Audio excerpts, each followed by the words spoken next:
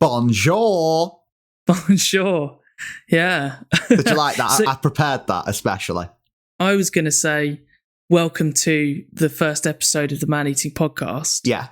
Or should I say, bienvenue dans le premier épisode du podcast Mange d'Homme. Yeah. But you stole my thunder. Sorry.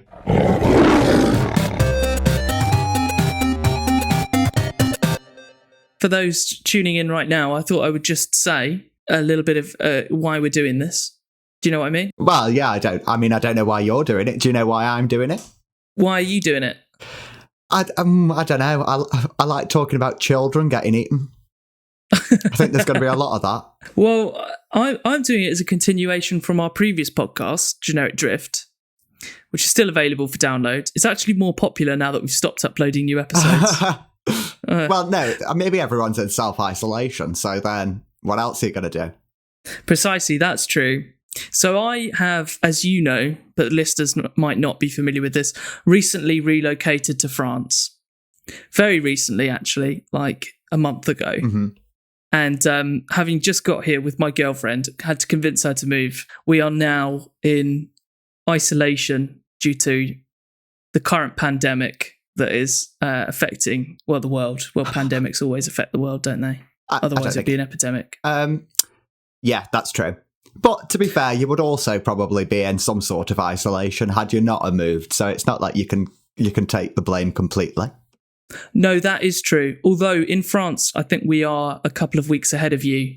And where we are on the timeline right now is we've just been told we have to stay inside. We're only allowed to leave for food and medicine. Nice. Yeah. Whereas you, at the current moment, you're allowed to move about, aren't you? No, Boris isn't bothered. Fair enough. I'm sure. That's funny. You're mentioning Boris. Obviously, relevant Prime Minister. Yeah. But he was also mentioned in our first episode of Generic Drift as well. That's true. I thought you were going to say he has a spectacular blonde sandy mane. Oh, yeah, no, that's true as well. So anyway, who are we? So I'm Harvey Broadhurst, cybersecurity expert. I don't know why I laughed at that. Like, it's true. I mean, what am I going to say? I mean, you can laugh at that too. Not really, but we went to university together. I studied zoology, you did biology. We did a podcast on science, and now we're going a bit more specific about animals, and particularly animals eating humans. You are, I'll introduce you, Adam Bakewell, soon to be Dr. Adam Bakewell. Well, let's not put the cart before the horse. I might not finish it. I'm going to be in my bedroom for months. Yeah, well, you've got no excuse then, really, because that should be your only output apart from this, of course. Oh, well, yes. Well, I like it because in a time where everybody seems to have their own podcast, and I've seen lots of tweets about with everybody being stuck inside doing coronavirus, please don't start a new podcast. Well, here we are. Mm-hmm. Here we are. I feel like your upcoming qualification gives us a little bit of credence, some credentials. I don't think I have that. I mean, I have some qualifications in man-eating, sure, but like my PhD, not really. Yeah, okay, fine. Well, you study insects, don't you? I do. I'm an entomologist, an evolutionary biologist, really, but insects are what I've specialised on during my PhD. I think we can probably claim that you're a genuine expert now. How do you feel about that? I think it's fine for a podcast, isn't it? It's only the internet. Yeah, nobody knows. Yeah. Nobody knows. Anyway, shall we sink our teeth into some man-eating madness? Let's do it. Okay, cool. So for this episode, the first episode, I thought we'd start with a pretty famous one. Mm-hmm. So we're obviously talking about the lion. Oh, the king of the jungle? Do you know, I've got it written down in my notes here. How do you feel about that title, King of the Jungle? Well, it's not just a title, is it? It's a whole song, a very famous song. Is it? The King of the Jungle? Well, I was thinking, in the jungle, the mighty jungle. Is that... The lion sleeps tonight. Yeah, but he's not... They don't call him the king in it, do they? Oh, the king? Well, I'm taking issue more with the jungle part. Yeah, precisely. Because I was going to say, you don't really associate them with jungles, do you? Well, no, you don't. So they live in savannas or grasslands or scrublands. Like, maybe a rocky hill, but not a jungle. Well, apparently the phrase jungle, or the word jungle, is derived from a Hindi word, jangle. I don't know whether I've pronounced that right. Yeah. It seems like something I've made up, but I promise that's true. And I don't think you've made up the word jangle. Let's not give you too much credit. No, okay. But the Hindi word jangle, we've turned into jungle. Right. And jangle translates as forest or wasteland. So, perhaps it's a case of something that didn't quite translate over time into modern English. Forest or wasteland? Well, okay, a jungle is forest, isn't it? Yes, but wasteland is, I think you could call scrubland and arid savanna. Yeah, I can see wasteland. That. Yeah. So there you go. There's our first fact. I thought I've got a couple of things listed here that I think are really cool about lions. Scientific name of a lion. Do you know it? Panthera Leo. Yeah, great name, don't you think? Yeah, as they go, it's quite a good one. I like all of the Pantheras, actually. Panthera Leo, Panthera tigris. Let's see if you can get these. Okay, go on. Do a little quiz. Tigris or tigris. What's that? Obviously tiger. What about Panthera onca? So that means black, so jaguar. Oh, nice one. But a jaguar's not black. They are. No, they're not. Well, some of them are. You're thinking of a panther. Oh, yeah, I'm thinking of a panther. Oh, Jaguars are like leopards, aren't they? Panthera pardus. Oh, yes. Very good. That's you. the leopard. Yeah. I think that's it, actually. There's not many of them, is there? No, snow leopard. God knows. Is that a panthera? Even? Yeah. Uncia, maybe? Uncia? I don't know. Oh, yeah, you might have it. Well, how does onca mean black? Is that Latin? No, I'm doubting myself now. Onca? Maybe it doesn't. Panthera uncia, you're right, for the snow leopard, but it's also known as the ounce. Oh, what does that mean? I don't know, it's a measurement, isn't it? Pounds and ounces. Snow leopard, the ounce. Some people call him the ounce. Interesting. Sorry, I was looking up onca. That's all right, I knew you weren't listening. That's fine. Have you found anything out about onca? No, I don't. From Latin, panthera, leopard, and Portuguese, onça, jaguar. And you're right, I can't believe I said that jaguars were black. Yeah, but you still got it right. I did get those it right. Clues which were wrong. I know. It's interesting. What? Yeah, okay. I've really disappointed myself there. Even though I got 5 out of 5. Yeah, well done. Thanks. Well done. One of the coolest things about lions, one of the things that I think separates them apart from not just the rest of the big cats, but also kind of all big charismatic carnivores, is the mane. Oh, the mane, yes. Well, that's only the men as well, like the girls, really. If I go to the zoo, I mean, sure, a lioness is nice, but I'm after a mane. Mm-hmm. That's what I think a lion looks like. Yeah, no, of course. Thanks, Lion King. It's very regal, isn't it? Yeah. It's very imposing, the mane. It's a shame more animals don't have manes. Well, does everything need a mane? No, but it's funny that only a lion does. We call like a horse's mane its mane, but it's not really a mane, is it? It's like... Well, I think... I don't know. Like, what is the definition of a mane? That's a very good question. Does it have to go all the way around? Like that's for me. A mane is essentially a biological snood. It goes round all the way around, with no disruption. But what about the horse? Doesn't go all the way around, does it? No, it doesn't. It's just like a Mohican. Yeah, precisely. I wouldn't call that a mane. Well, personally. I mean, everyone else would, so you're going to have to get over that one. Well, you mentioned only the males have manes, and that's very interesting because sometimes female lionesses, of course, can have manes, and this has been observed in the wild.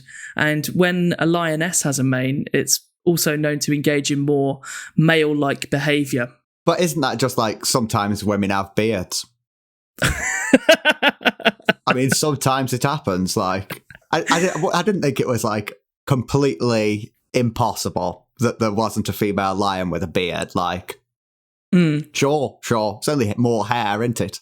All right, well, similarly then, not all male lions have manes, as was actually the case for the most famous man-eating lions in man-eating lion history. Oh. Yeah, what do you think of that transition? Is that, yeah, nice. Thanks. Before we get into specific man-eaters, I wanted to do a general overview of human-lion interaction and conflict. Okay. Yeah. Mm-hmm. So what do you think is one of the driving factors for humans and lions coming into conflict with one another? Because we just do it to everything, don't we? Yeah, but why? Because we've got big brains and we know how to use them. Yeah, because of those big brains, we've spread out, yeah? Okay, yeah, and we're everywhere. Reduced habitat. So, today the lion is mostly found across a few isolated habitats, very fragmented throughout sub-Saharan Africa, as well as a very, very small population of Asiatic lions restricted to a single national park in India. Mm-hmm. But of course, historically, the lion's range was much, much larger and would cover North Africa as recently as the 1960s, Southwest Asia as well, and even parts of Europe.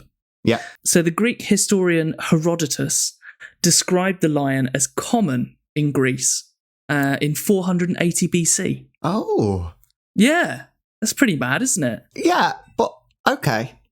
I just feel like I would have heard of it more. Like, I knew that those kind of civilizations, the Romans and the Greeks, like, I knew that they knew what lions were and that they got them for the courts and stuff, but I didn't know that they were actually living there.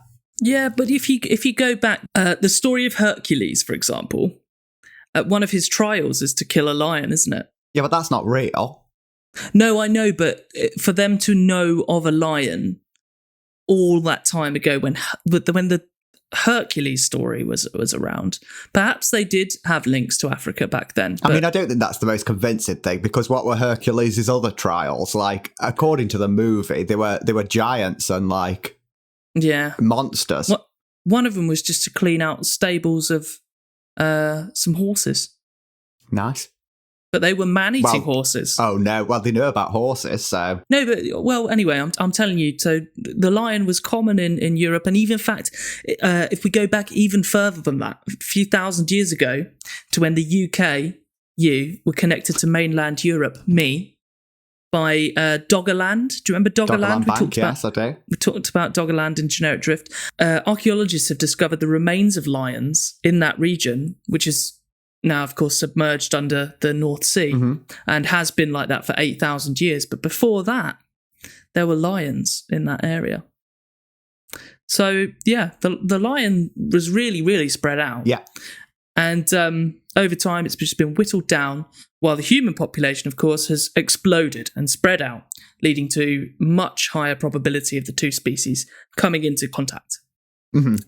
So with that in mind, let me take you back to 1898 to British East Africa.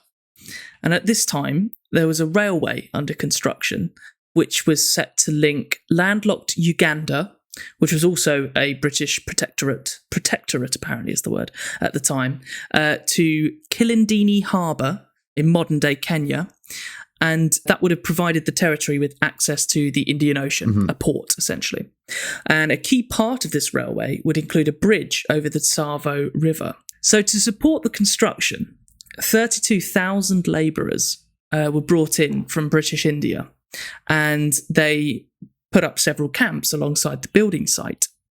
And overseeing the project was a British lieutenant colonel called John Henry Patterson. That's a strong British name, isn't it? Very much so, yes. That's a Brexit name. These labourers, is that a kind way to refer to them? I don't know, really. The problem with this is, right, the majority of this story is this guy John Henry Patterson's account. Right.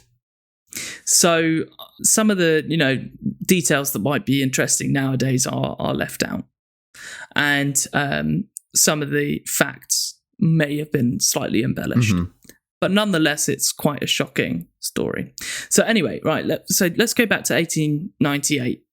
During the 1890s, this is highly topical, Africa was undergoing an epizootic, which is an epidemic, but for animals. Mm-hmm. Yeah. And this particular disease was called rinderpest, or colloquially, the cattle plague. And it killed more than 5 million cattle in sub-Saharan Africa, as well as domestic oxen, sheep, goats, and also wild populations of buffalo, giraffes, and wildebeest. Puts it all into perspective. Arab slave caravans would often pass this region of the Tsavo River and would reportedly leave dead or dying slaves in their wake. Right. So I'm sure you're getting the picture now. Destroyed habitats, decimated prey populations, and exposure to dead or dying human beings. The perfect ingredients for a man-eating salad. I mean, it's almost inevitable. Almost as soon as this project coordinator, John Henry Patterson, arrived in Tsavo, workers began to disappear in the night.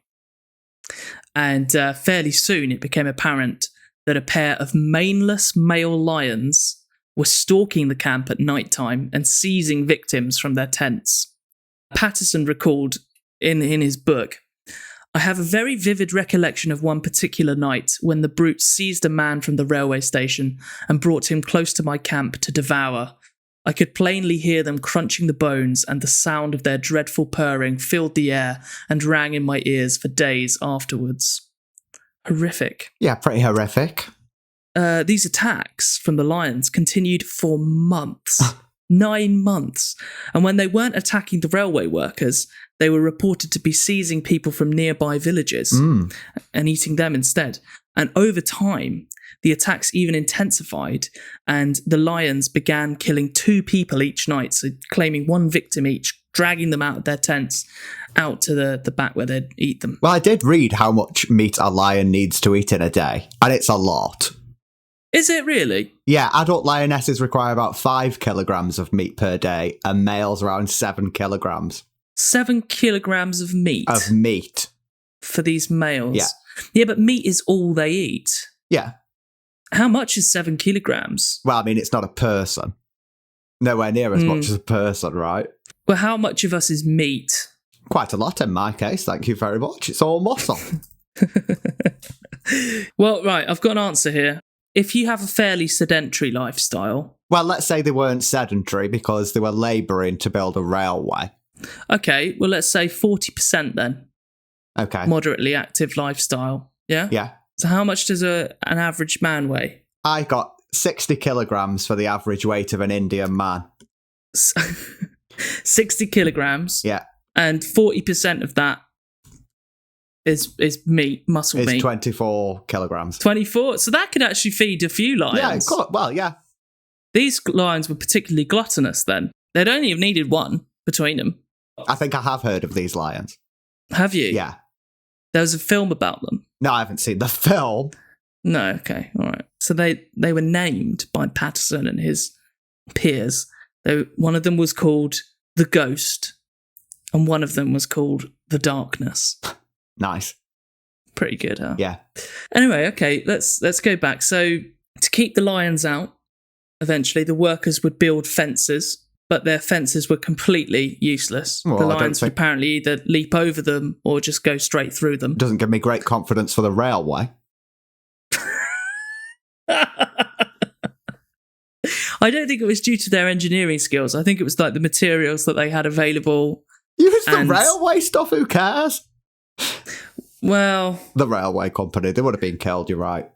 Yeah, it's easy for me to exactly. say. I've never built a railway. Ultimately, the district officer of the region, I don't know what that really means, but I'm sure he was like a very high-ranking person, had made a lot of important decisions. He arrived on a visit to Tsavo, and his assistant was killed as he got to the railway station by one of the lions. Right. And the district officer himself actually escaped with his life, but he had 4 claw marks dragged down his back. So he very narrowly escaped. I mean, but you'd eat out on that forever, wouldn't you? Oh, this was yeah, the Victorian definitely. times. I'm sure he was a celebrity when he came back. Oh, yeah, topless at the beach. Yeah. Oh, what that? That's just... yeah. Anyway, workers, I think understandably, began to flee from Tsavo. I would. They didn't want anything to do with this anymore, seeing all their mates being killed. And armed infantry were brought in to try and hunt the lions, but for months they were unsuccessful. They just could not shoot these lions. And were they still taking victims? Still taking people away, yeah. But then, on the 9th of December 1898, after 9 months of terror, one of the lions was baited by a donkey. Yeah. And John Henry Patterson shot it with a high-caliber rifle, killing it dead. Of course he was going to be the hero. Yeah, well, yeah. Right. For a good narrative, I had to bring him in earlier on. Although he did write the story as well. Maybe he didn't shoot it. Yeah, exactly. Baiting him with a donkey. Well, a donkey on a tether. But they're so sweet. But I don't think the donkey was killed. Oh, maybe it was. I don't know. I mean, if I was going to shoot a lion, my tactic would be let it just be eating the donkey. And then shoot it. Like, I don't want it seeing me with the gun. I'd be in a bush.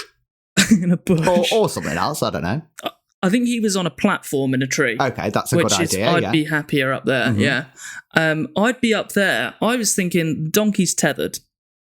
And he sees the lion coming. And as the lion's stalking towards the donkey, he shoots it. Okay. But you might be right. Maybe while its back's turned, it's eating the donkey, that's when it gets it. Yeah, I mean, I guess it depends whether they wanted the donkey or not, doesn't it? Probably rather the donkey than one of their workers. Yeah. Well, anyway, the dead lion measured 9'8". Wow. From its nose all the way to the tip of its tail, which is almost 3 meters for those not familiar with the imperial system, and reportedly required 8 men to carry its body back to camp. So that's one lion down. Now the second lion, not so easy to kill. I mean, this one wasn't that easy. It took 9 months. Yeah, no, that Which is one true, was that, ghost or... Do you know, I cannot find anywhere which one that was. I know, it really annoys me. What was the other name? I want to know which one. Destroyer? The Darkness. The Darkness. I was thinking of the Dark Destroyer from The Chase. Yeah, no. The Ghost and the Darkness, which incidentally is the name of the film. Starring Val Kilmer as John Henry Patterson. Anyway, so the second lion was shot several days later after it was baited by a goat. I guess they'd run out of the donkey. Yeah. I guess you would reuse the donkey. I mean, if I still had it, I would. Yeah, okay. But it escaped. Lion was shot, bang, escaped. Right. I thought we were talking about the donkey still. No, sorry. I think actually you've convinced me the donkey's dead. And probably this goat's probably dead too. Lions escaped. Almost 2 weeks later, Patterson spotted the lion a second time and shot it twice, but it escaped again. Yeah. And then the next day, it tracked down the lion for the third and final time. Patterson shot it 3 times with his rifle from the day before, and then picked up a new rifle, shot it another 3 times, with the final shot to its head killing it. So it took 11 shots in total for this lion to go down. I mean, I'd have no experience with firearms or lion killing, but it seems a lot. Yeah, I know. Either his aim wasn't very good, or it was just completely the wrong gun for this situation. I don't know. Well, but it did the first one all right. I don't know. Well, the donkey, it was face down in a donkey. Yeah, that is true. But this one was face down in a goat, I think. Patterson reported that 135 people were killed by the lions in total, although some people believe he may have embellished that figure. Later in his life, as I said, he recorded his account, also thought to be slightly embellished, in the book The Man-Eating Lions of Tsavo. I don't mind a slightly embellished book. Like, I prefer slightly embellished than boring. Embellish. That was my thinking when I was doing my notes for this section, was like, let's include the embellished bits. Yeah. Although I did take out some of the little bits, like he said that when he shot the second lion, after all of those 11 shots, it was still snarling towards him, and it died chewing on a branch as it tried to get to him. And he was talking about it stalking him for a little bit, and yeah, I just don't believe it. I mean, it doesn't sound like my cup of tea, but I think I'd want the lion to win in the end. Against John Henry Patterson. He had shot it 11 times. Yeah, I guess it's kind of like, you know how they used to hang people in America? If you were hanged, dropped, and the rope broke, you were just free to go. Yeah. Kind of like that. Like, I've shot you, you've survived, let's respect each other and move on. Yeah. But of course, the lion would still eat the railway workers, and they needed to get the railway built. These lions, right? Yep. Were they solitary lions? No. Okay. They were a pair that hunted together. So they're in a pair, but they're not in a pride. No, I don't think so. Okay. I think they were two rogue males that stuck together. As I say, they were maneless, which is apparently quite common for Tsavo lions. Even today, the lions there will have short manes compared to other areas of Africa. Short manes or no manes at all. Well, I did read that there was a population of solitary lions, like the only population of them in like the deserts in northern Kenya. So I assume that's the same ones. Oh, okay. They just live by themselves. Yeah, or in pairs or whatever. Okay. So maybe that's why they don't have manes. Yeah, that could be it, actually. Yeah, because they don't need to signal in a pride. I'm the biggest, They must strongest. still need to, like, it's mainly for competing for mates, right? And they still have to compete for mates. So I don't know. I think maybe you're assuming it's just for competing for mates. Perhaps it's also a signal to the other males, like, don't mess with me. I've got the biggest mane. Yeah, and like, I've heard that they protect their neck from like getting hurt in fights, like whiplash. But okay. I don't know. Like a giraffe hasn't got one, has it? And that really fights with its neck. No, that is true. Why would you get a giraffe mane? I wish a giraffe would have a mane. Well, anyway, you can actually see the Tsavo man-eaters. I'll tell you why, because after they were shot, they were skinned and used as floor skins, rugs, Floor by skins. John Henry Peterson. I think that's what they're called. That's a good episode name. Anyway, lovely floor skins. So they were used as rugs by John Henry Patterson. I don't know, in his office or something. Yeah. Until he sold them along with their skulls, the skulls of the lions, to the Chicago Field Museum for $5,000.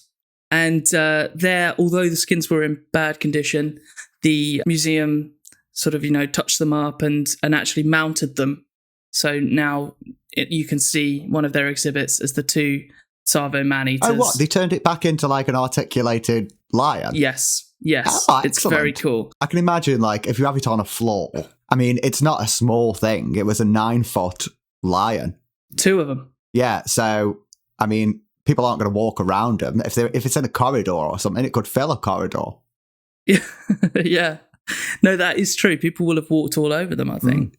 And it's been shot 11 times. Yeah. One of them. Precisely. So I've sent you the link, actually, to the picture. Okay. And I think, the taxidermy's a little bit weird, but with all of that in mind, I think they look brilliant, actually. I don't like the eyes. This is, like, from the 1920s, this taxidermy. Come on. Yeah, it's pretty good. I think loads of people were doing taxidermy in the 1920s. I would expect to get a better taxidermy then than now. You're right, actually. Yeah. That was the heyday for taxidermy. I think even earlier, really, but... Okay. Well, I think the body shape looks pretty good. It does. They look very... That's one of the good things about the lions. They're very slender. Nice hips, waist. I don't want to objectify them, but... Feeler form, some would say. They're good-looking animals, and there is something quite male about those, even though they don't have manes, I think. Sort of. They've got, like, what are they called? Mutton chops. Mutton chop. Sideburns. It's not a sideburn. It's lower than a sideburn. Yeah, I don't know. I think mutton chops is appropriate. Mutton chops, like John McCruick had. Yes, exactly. Not as long as John McCruick's, but... Well, anyway, eventually, after these lions were killed, the workers returned to work. They completed work on the bridge the following year, and I believe it's still there today. Nice. Yeah, and that is the story of the Tsavo man-eaters. Well, there's a couple of things to mention, though. So, because it's such a well-known story, it's such a famous story about man-eating animals, there's several studies that have been conducted, studies and reviews on the man-eaters, and they find that the more likely number of people eaten was actually around 30. Still, that's a lot, isn't it? It's not bad. That's quite a few to take. Over how many months? 9 months. See, we're talking more an appropriate amount of meat for them then, aren't we? Exactly, yeah. I thought it was interesting that you brought that up. It's really interesting how they worked this out. They included, obviously, reviews of the original journals to record the attacks and see how frequently they happened, but also isotope analysis in the bone collagen and hair keratin of the lion's remains. Yeah, to see certain isotopes that would have, I guess, been adopted through eating human remains. And they found that I think one of them ate about 24 humans and another one ate around 10 humans. Yeah, but okay. But they could have been like sharing some of those humans, though. That's true. And also, the study doesn't take into consideration any victims that weren't necessarily eaten, but were just killed. Just killed and left for the vultures. Precisely. And some people do believe that these lions were not just killing to eat, but actually killing to kill as well. Perhaps they enjoyed the play of it, or maybe they were killing to defend their home. Perhaps that was it, yeah. Perhaps these were lion heroes. Yeah, I mean, that's what the male's job is, right? Like, defend the territory. One last thing as well I will mention is studies have found that one of the lions actually had an infection in one of its canines at the root of its tooth, which would have made it very difficult for the lion to have hunted its regular prey. So that could have led to the switch in diets, although some people say, no, that wouldn't have happened. Some people say it's because the prey was decimated. By Who the knows? cow thing, yeah. Anyway, that is the story of the most famous man-eating lions in history. But, of course, they're not the only lions known for man-eating. According to some sources, around 250 people are killed every year by lions. Yeah. I think a lot of those are tempting fate, though, aren't they, by, like, trying to kill lions. A lot of it is poachers, actually. Yeah. If you Google eaten by lions, you will see lots of stories about poachers that have been eaten by lions. And I think that even as recently as 2018, some poachers were, so just 2 years ago, some known rhino poachers were eaten by a bunch of lions. But yeah, and actually there's been a study on this man-eating behaviour in Tanzania, and between 1990 and 2005, at least 563 confirmed villagers were killed and eaten by lions. They are, really well known for their man-eating behaviour. I mean, they're dangerous animals, yeah. Why do you think, we've reduced them to populations in Africa? Is it because there is more space in Africa than the rest of the world? Well, so I've read an interesting paper recently in Ecology Letters by Søren Farby and their colleagues in Sweden, who looked at the extinction rates in large and small carnivores. So by carnivores, I mean carnivores in the strict sense, right? Members of Carnivora, the family. Okay. Bears, big cats, dogs, hyenas, wolves, seals, walruses, and then things like civets and mongoose and otters and weasels and stuff. A bunch of weirdos. Binturong. Yeah. Oh, that's like a cat, isn't it? I think they're really... It's like very flat... One of those flat-faced cats. Yeah. Yeah. Cute. Anyway, what they found is that in the large species, extinction rates were correlated with increasing hominin brain size, right? Mm-hmm. As well as vegetation changes. So you might think, sure, humans hunted animals, like, so what? We kind of knew this. But what the authors suggest is more important, at least in the early stages of the extinction, was scavenging, where humans will take undefended carcasses that lions were going to eat, right? Or a form of kleptoparasitism, where humans would let the large carnivore do the killing, but then drive them away from it and steal their food. Ah. Yeah. So it's not just directly hunting pressure, but also... Just being a bit of a dick. Yeah, okay. So why have they died out in Europe, for example, but not in Africa? Oh, so sorry, this wasn't just lions. This was over the whole carnivore clade. And it was specifically looking at East Africa. So why? What was the question? Praise the question to me again, sorry.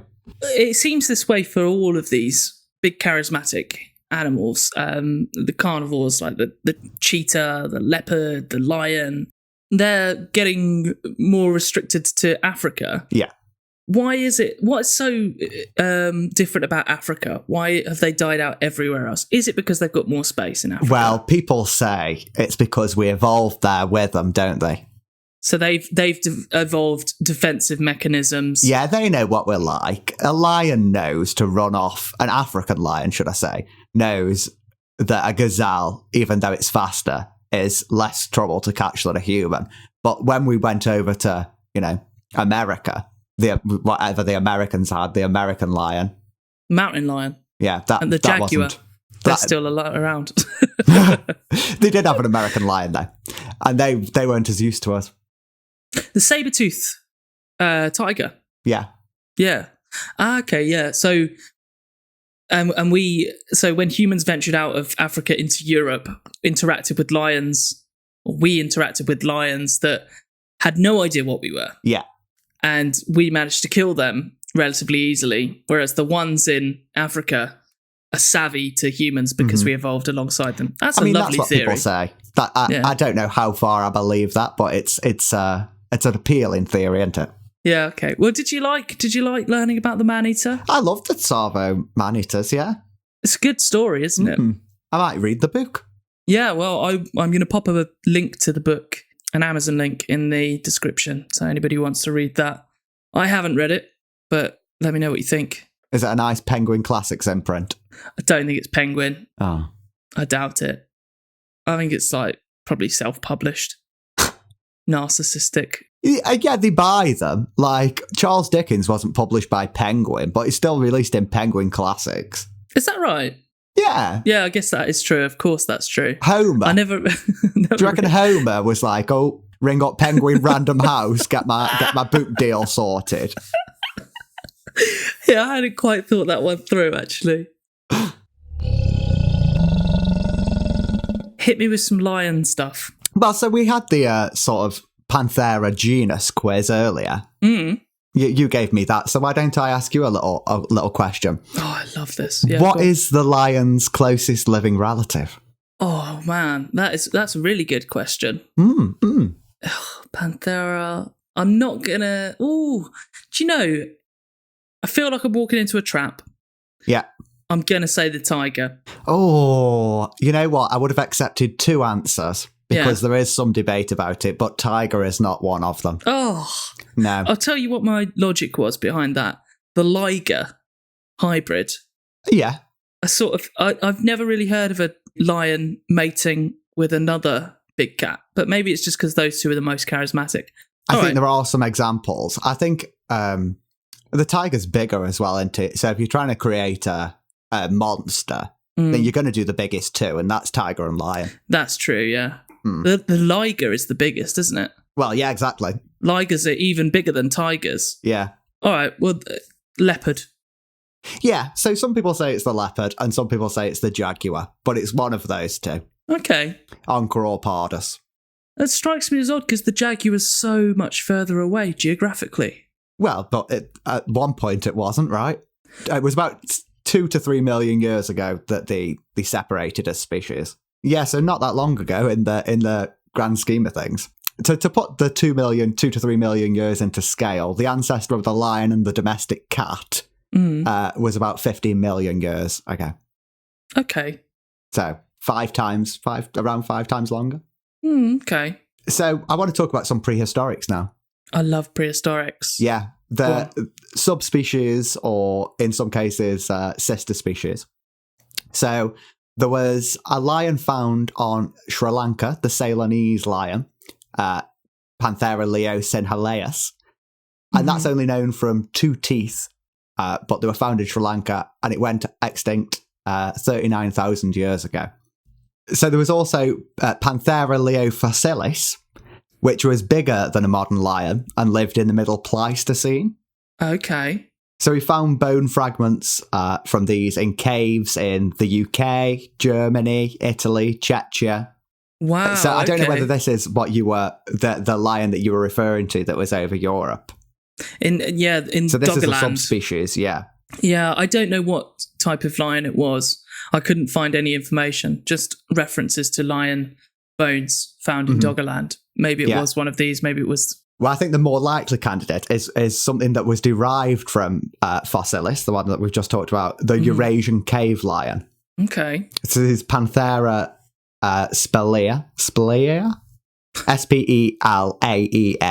I have no idea how to say that, which lived in Eurasia, but they've also found bone fragments of it in the north of Asia and like Canada, Alaska, like that sort of region of North Asia, North America. Oh my God. Which That's indicates, a huge range. Yeah, so it ranged all across Europe, across Siberia, into Western Alaska, North America.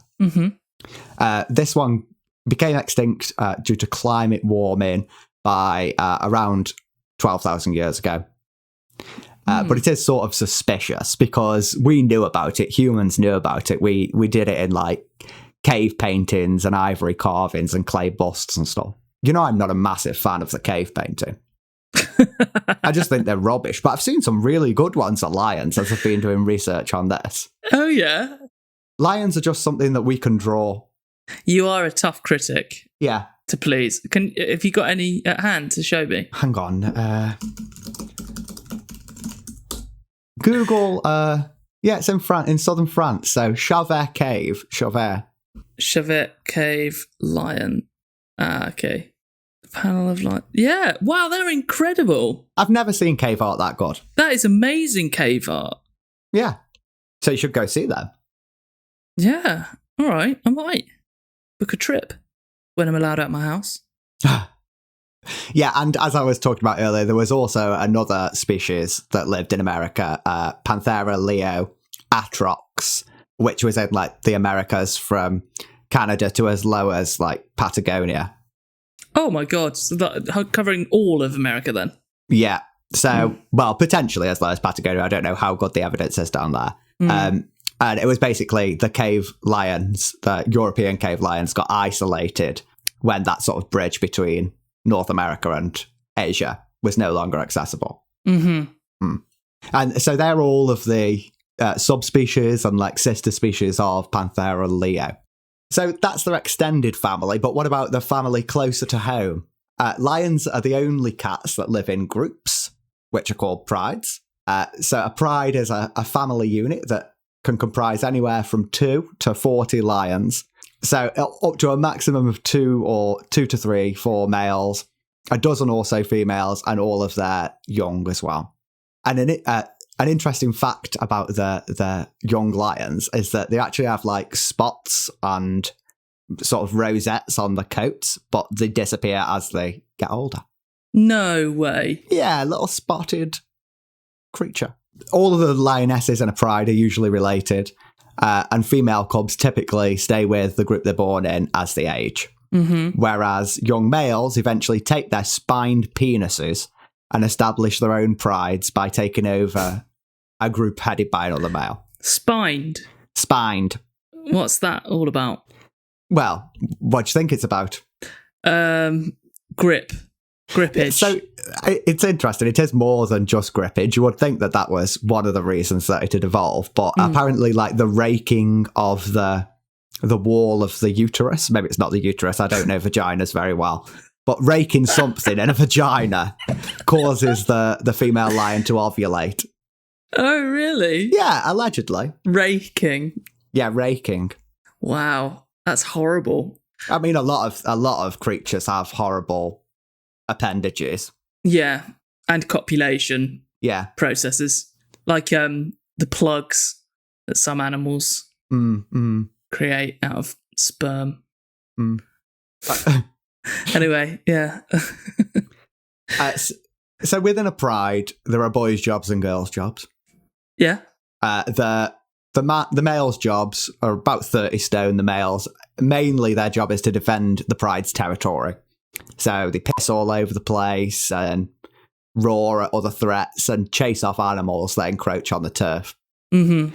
Whereas the female lions, weighed at a slender 20 stone, are the pride's primary hunters.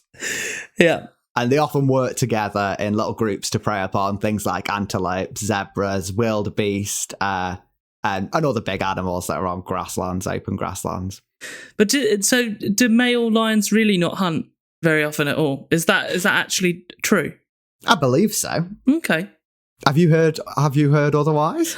I haven't. I mean, you've heard about the Tsavo man-eaters, which clearly, if you're a solitary, you've got to hunt then, don't you? Some of the males have got to hunt, yeah. Yeah.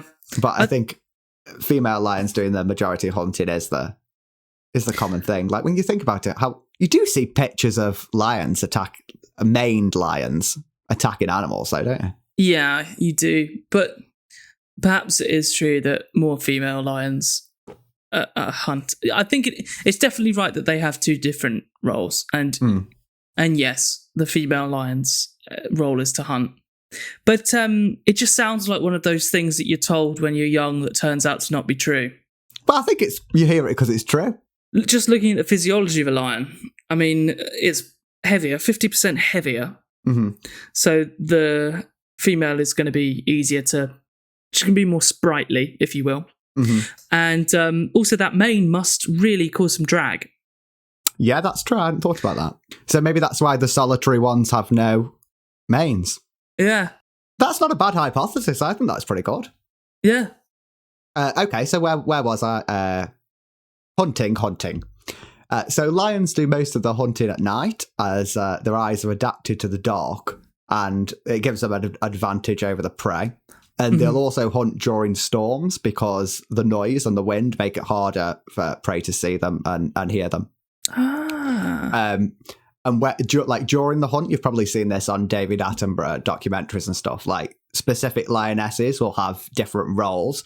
So, like, some of them will go round the side as, like, I don't know, football, but wing attack or whatever. Is that right? No, and, like, isn't that netball? I don't know. And push them towards, like, the centres, the lions in the centre.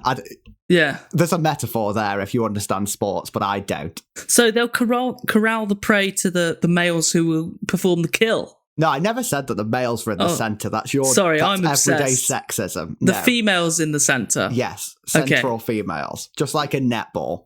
But I don't want to make you think that lion life is all happy families or whatever. After a hunt, a group often degenerates into squabbling over the sharing of the kill, with the cubs, of course, at the bottom of the pecking order. So adult lions have no natural predators. The evidence suggests that most die violently from attacks by humans or other lions. Hippo, elephant? It can happen, right? So, like, they can be trampled by buffalo, like the Lion King. Wildebeest, I think. I think that's going to be a rare occurrence, right? Being in Africa is a dangerous place to be in terms of all the other animals around there. Yeah, I mean, it's just quite common that lions will, even within their own prides, like, inflict serious damage on other lions from just fighting for dominance. And then, you know, if they're crippled, then a hyena or a leopard can have it no problem, right? I wish I'd said crippled. What word would you prefer to use? Disabled. Disabled. I don't know. I think you're allowed to say crippled. Okay, thanks. In that context. Yeah. You couldn't describe a human as crippled. But a lion. Or call a human a cripple. Right. But I think you can say that a lion is crippled. But can you call it a cripple? No. Not to its face. If you are saying it to its face, yeah, it's too late. Yeah. Well, not if it's crippled. I reckon I could have a good go. Yeah, okay. So one thing I'd quite like to do with this podcast is, and this is specifically because I'm doing it with you, and you say ridiculous things all the time. Some key ones being I can tread water indefinitely. Still believe that. Yeah. I can't remember any of the others, but you're always saying ridiculous things. How do you think you'd fare against a lion one-on-one? Male or female? The easier one, whichever one. I think I'd die. Okay. But I don't know, like, people did train lions, didn't they? Like, people had lions in circuses and stuff. Yeah, I think they probably still do in certain parts of the world. Yes, I mean, it can be done. Yeah? You think Some people so? are good with animals, aren't they? That's true. Are you? No. I mean, obviously, I'd be killed. I think some of them who were good with animals still got killed. Like, I think there's the main reason why we don't do it, right? It's not because of animal rights, it's because loads of them get eaten. Do you think so? Like, why did we really stop doing the SeaWorld thing? Is it because of animal rights, or is it because some humans got eaten? You are right, actually, because that did coincide quite nicely blackfish. with somebody dying. Like, they still keep loads more animals in them. You're just not allowed to keep an orca. I can't remember. Killer whale. I couldn't remember what they're called then. I think they still do keep them. They just don't do the shows with them, do they?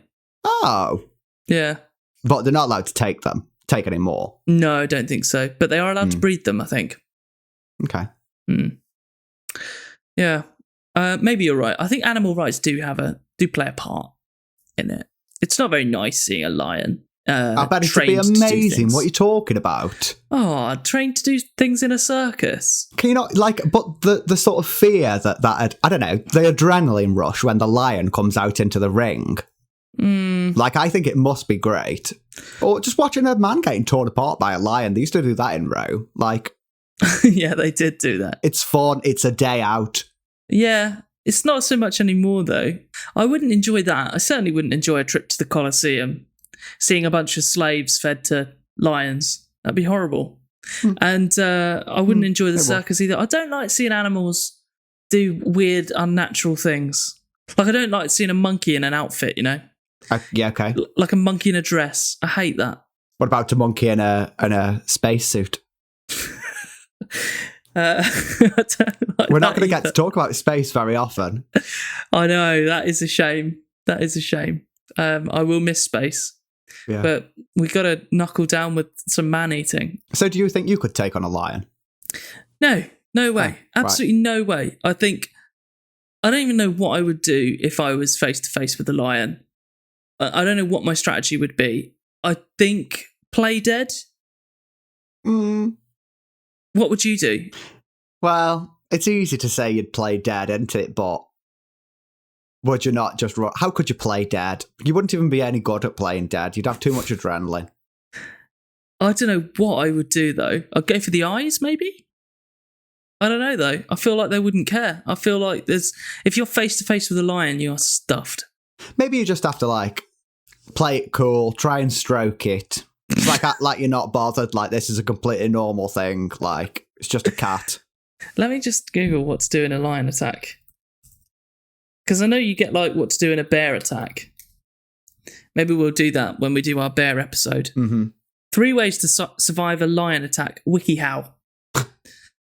Number 1, method 1, stand your ground. Do not panic. If you're being charged by a lion, you'll be extremely frightened. Do everything you can not to panic. Staying calm and thinking straight can help save your life. Knowing what to expect can help you stay calm. For example, know that the lion is going to growl while it charges. This can shake the ground beneath you. But no, this is normal for a lion attack. Okay, number 2, very similar actually to method 1. I mean, it's not a foolproof method, is it? Method 1. Stand there, hope it doesn't kill you. Well, that's stage 1 of stand your ground. Sorry. And then there's do not run. So don't run away. Then you've got to retreat slowly. Don't turn your back. Flail your arms and show. But don't run because the lion may sense your fear, it says, and chase after you. Remain threatening to the lion while you retreat. I don't think I'm threatening to a lion to start with. Avoid retreating to a thicket, such as a forest. Instead, retreat to an open area. Right. And then finally, be prepared again. The lion may charge you again. If this happens, shout as loudly as possible. Number 2, method 2 is fight the attack. Right. So, oh my God, I hope Play Dead is... Mine was awful advice. Don't play dead. So remain standing. That's what you've got to do. If the lion charges, remain standing. The lion will likely go for your face and throat. This means that it will jump and you will have a full view of the giant cat. While this sounds terrifying, it will help to have a good view of the animal. I mean, I don't think it will. Not for the remaining calm part. Number 2, aim for the face. When the cat jumps at you, fight back. Punch or kick the lion as it leaps at you. Aim for the head and eyes. Number 3, seek immediate help.